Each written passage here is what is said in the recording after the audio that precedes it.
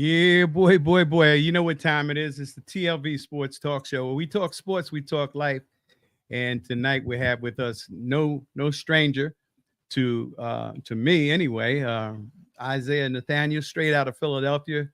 And we're going to have a very exciting broadcast, a very informative one that I suggest that you tell your family, your friends to tune in. And if you're getting this broadcast after we stream it here on Facebook, LinkedIn, and YouTube, you can always re-download it and share it with whoever you desire to share it with. Welcome to the broadcast, Isaiah. It's good to see you again. How are you, sir? I'm doing well. Thank you for having me, Randy. It's always a pleasure to be in your company. Well, you know, I remember the first time we met maybe 10 plus years ago at the Anderson Ranked Pro-Am League over in Philadelphia. Our teams competed against one another, and that's when I first met you. I think you had just gotten out of Delaware State at the time. I don't know if you just graduated or not. I believe you did. Yes. Is that correct? That is correct. Well, it's been a while, and I've learned a lot of things from you as far as what we're going to discuss later on, as far as photography and your passion for videograph and your community involvement, which is phenomenal and it's much needed. But this is your journey, and we're going to be talking about in the first segment, how you came about, what it is that you do in the community, as far as your involvement. What's your role in organizations and for the community? What is that? Well, there's a couple of things that I do in the community. One is my daily job, and then 2 and 3 and 4 are my community service. So 1, for my daily job, I just happen to be the Vice President and Chief Information Officer for Delaware Valley Community Health. And for those that don't know what Delaware Valley Community Health is, Delaware Valley Community Health is a 52-year-old community health organization that serves the underserved with traditional primary care, outpatient ambulatory services, with the addition of behavioral health, optometry, mental health, well-being, with the traditional adult primary care services, as well as dental. And so in that role as Vice President and Chief Information Officer, I am responsible for the oversight of all of our information technology, including our software. So that's our EHR, that's our practice management, that's our computers, that's our network, that's our internet. All of these things report into my department, which is the Information Systems Department. And through that, we see about 50,000 patients per year, which is about 158,000 visits in 9 locations throughout the Delaware Valley region of Philadelphia. That's why we're called Delaware Valley Community Health. We're not in Delaware. We're actually headquartered in Philadelphia, Pennsylvania. And the unique thing about Delaware Valley Community Health is the fact that you can walk in our door with insurance, and our providers, our organization will see you. But the very unique thing about us is anyone that doesn't have insurance at all, you can still walk through our doors, and our providers, all of our care team, all of our organizational will be able to see you as an individual. And what happens is you don't have to pay for that visit. And the federal government grants us the permission to do that. And they actually make us whole financially on that visit. So for us, we've been in business for 52 years, and we've been a safety net for Philadelphia and the Delaware Valley region for that long. Similarly, some of my board service includes being a board member of the Danny E. Ruff Foundation, and then also Philadelphia Youth Basketball. And there's some other board services, but those are the ones that really dive into the community. And what we're doing with each of those organizations is paramount to the city of Philadelphia and beyond. I'll give it back to you, Randy. Yeah, that's a wonderful thing. I want to show our audience exactly the Delaware community website here, but there's something that caught my attention, and we're going to screen share it, and so you can see this, right? Absolutely. All right. So I did a little homework, with the community focused healthcare, the new residency program, patient portal, new good faith estimate. But then when I scroll down to this particular right here, it really caught my eye. Racism and health equity. And I was like, wow, would you explain to our audience what racism and health equity, and a message from the CEO, what it means in the community, especially in the Black community, in any city, much less no more than like Philadelphia. Yeah, and it was so profound when we actually put this on our website. I can remember the day because the website and its functions actually report up through me. And it was such a joy to do that. And the reason is because we feel as an organization that racism is a healthcare crisis. And we do not want to perpetuate any racism with any of our providers, our staff, and for the patients that come into our office. And during this time that we put this statement out, it was during the time of civil unrest with things like Breonna Taylor, George Floyd, Trayvon Martin, and the like, and all of these things that have happened to us from a social perspective. It was Delaware Valley's position that not only was this social injustice bad for our staff, our employees, and our patients, but from a healthcare perspective, we wanted to put our stake in the ground and particularly say that racism is a healthcare crisis, meaning that some of the studies that come out, are they truly equitable to the care that you're delivering? A lot of the studies that you see out coming now, how BMI is not necessarily generated and crafted for African Americans. Reduce that barrier, reduce that racism in all of our practice of healthcare. But then lastly, health equity for us encompasses all. And it also encompasses technology. So there's a term under health equity which talks about tequity.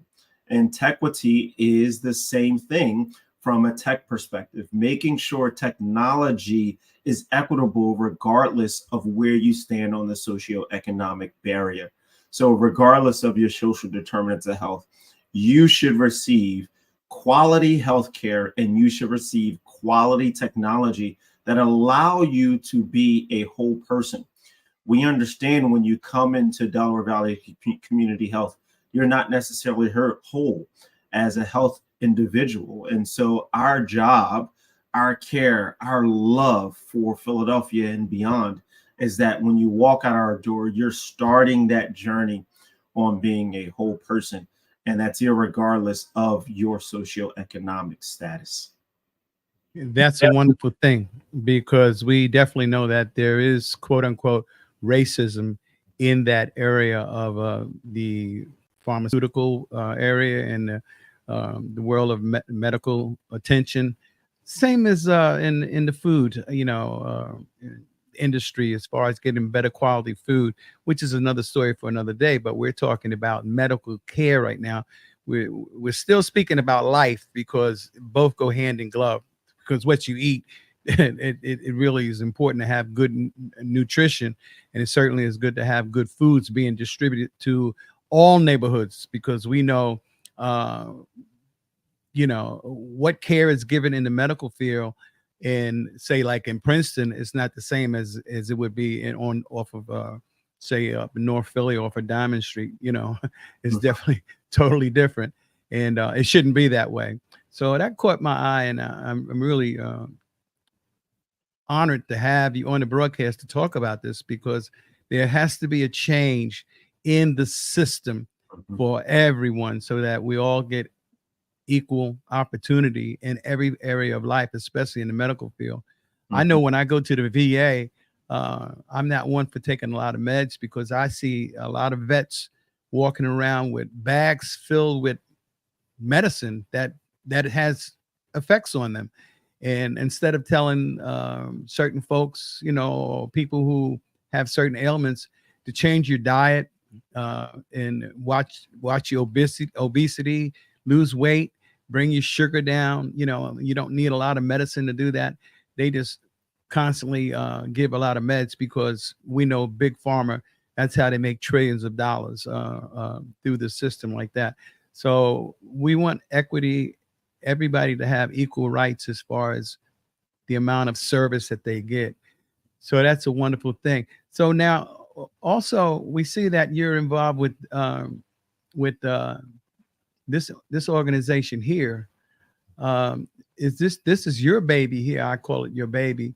That's right. Let's see if we can get that.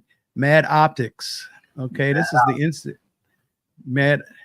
Did I get it right? Mad Optics, right? I did. Yes, they got Kobe from Lower Marion and over there in Philadelphia area, and we could see that the Foot Locker body armor with the Danny Rumpf Classic. These are all, and you got Allen Iverson here. And talk to us a little bit about Mad Optics and just exactly what it is that you do there. So Mad Optics is a great photography, videography, creative agency shop. And it was born out of my love for both technology and computers and for my passion for delivering something by the way of capturing it through a camera. And so Mad Optics was born in 2010, 2011. And this is my second business. I have another business. Its name is Calcom Technologies, but Mad Optics Productions is one that's keeping going and that's doing the things that it wants to do in conjunction with some of my other board services. Like you see the Danny Rumpf Classic, like you see a lot of things in the community with our team, our folks. We're just capturing moments, creating memories that last a lifetime. And what's interesting about all of my businesses is that they are named after my children. So Calcom Technologies is named after my son, Caleb. Mad Optics Productions is named after my first daughter, Madison. Now, the running joke in the family is I have a third daughter. Her name is Meadow. When am I going to create a business for her? So I'm working on that as we go along. But yeah, these businesses, they actually ground me, if I'm being honest, because, my day job is very stressful, but the ability to sit down on a baseline, the ability to capture someone else living out their dreams is a stress reliever for me and for the team. And it just so happens that it happens to be a functional business. Well, you do a wonderful job. Your photography is great. I mean, I remember when you had the small Canon camera one year, and then the next year you came in with the bigger camera. And I think you were doing an interview over LaSalle University just before the Danny Rumpf Classic started. and I was kind of setting something up, and you sent word over to me like, shh, because I didn't realize that, hey, the microphone that you were using, it picks up a lot of background noise. And, I didn't know then, but like I know now. So I learned something from you as far as, having it quiet on the set, and I saw the growth and the passion in which you did things as far as your photography and your videos. And like we just showed the audience the results of it. Excellent work. Excellent work. And folks, you can see the ticker on the bottom there on the lower thirds. Isaiah Nathinel, the website for DannyRumpFoundation.org news, and then we had madoptics.com, and also we have the DVCH, Delaware Valley Community Hospital. Is that it? Organization? Community Health. Yep. Community Health. So you can contact and reach out to Isaiah for any questions. If you have a situation medically, I'm quite certain that he can address it and direct you to the proper authorities or proper people that can handle your situation, especially if you're having a problem in the medical field. You're doing a wonderful job. I'm proud of, folks, y'all don't know his son. How old is your son? He's 14. He just 14. But yeah. I watched him play in a Danny Rump Classic where they had the high schoolers, and he's going to be really special. I think he's going to be better than you. Really. Any father should want that, and I do. I really. Yes. I want all of my kids to be better than me. That's the goal. That's how generations live longer. And that's how you start to build a legacy. If you can't build it first within your family, then you're not doing something right. And so the goal is for him to be better than me. Now, the real question is he better than me right now? And that answer is no. So no. According to our last one-on-one, he's still got some work to do. But and he's coming close. You're supposed to keep it that way. That's right. Call a foul. I remember. Exactly. Because you give them too much too soon, then they fail to realize you're out to try to outdo someone who's better than you, who you might look up to, but you don't succumb to them.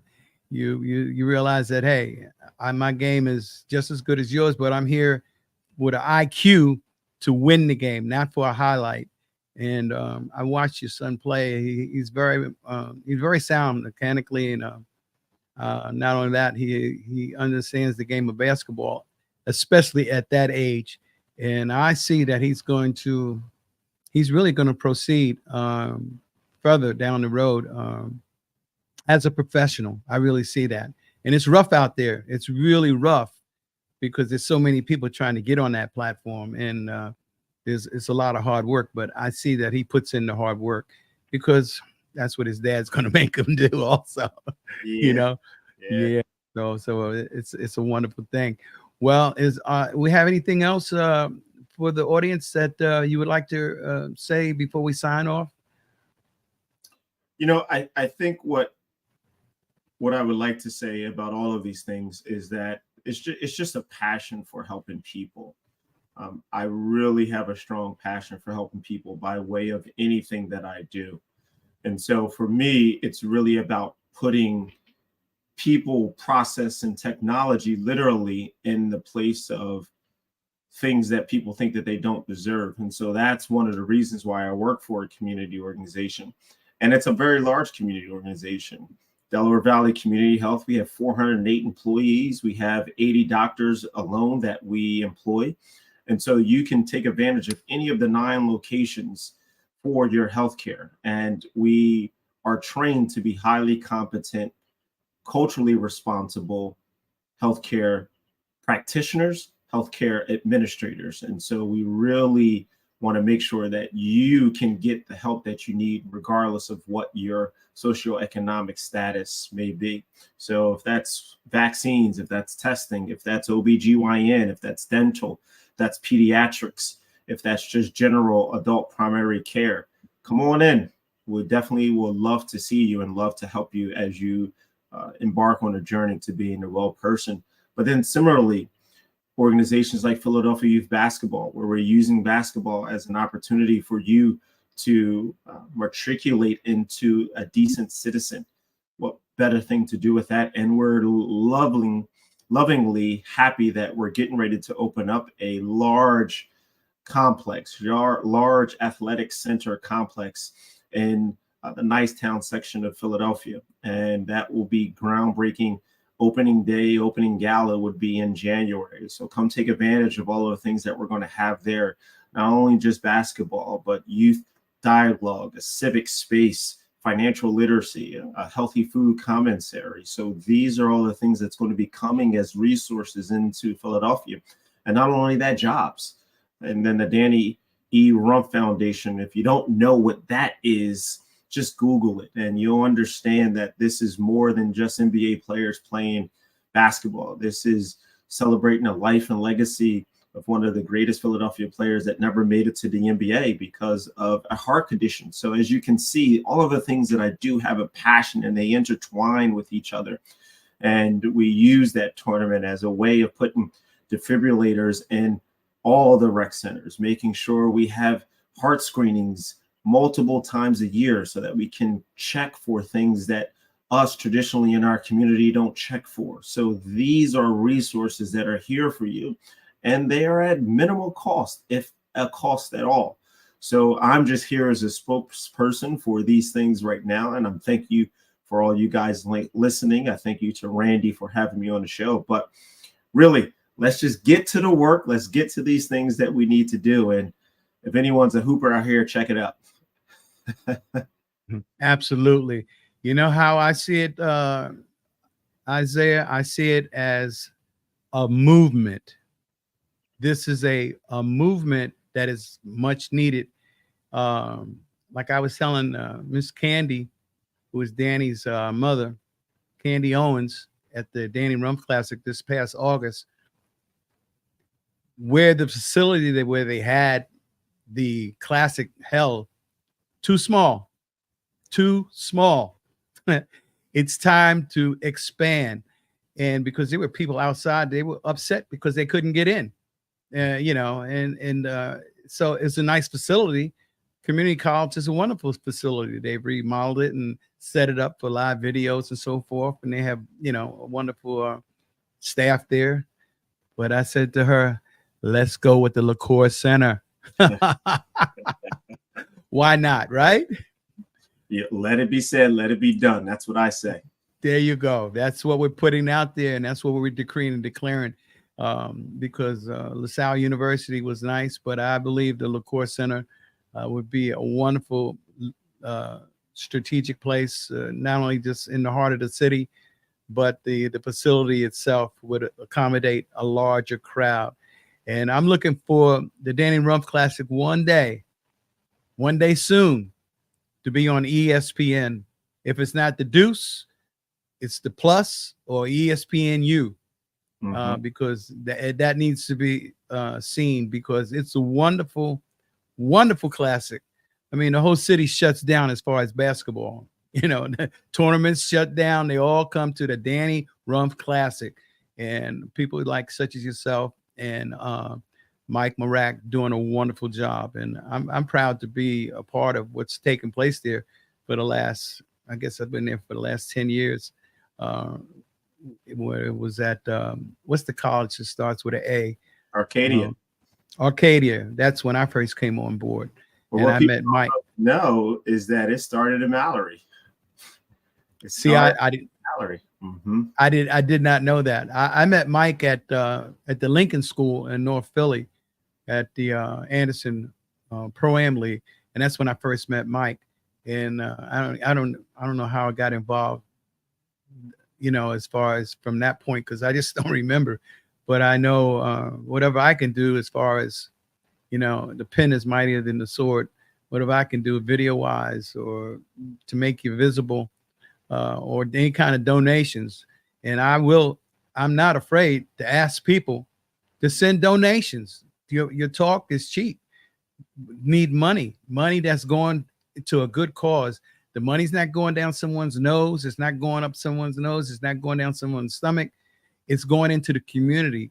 Coat and clothing issues in the wintertime. They just do a wonderful job.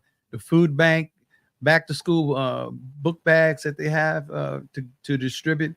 And most of all, as you mentioned previously, the AEDs, you know, where it could save a life. An AED saved my life, all right, in a gymnasium some 10, 11 years ago. So I value the need to have AEDs in all recreational facilities for youth, as far as, and even with the staff, and it's much needed. It can save a life. It saved my life. So it's close to me and it's personal, and I respect everything that you and everyone else is doing at the Danny Rum Classic.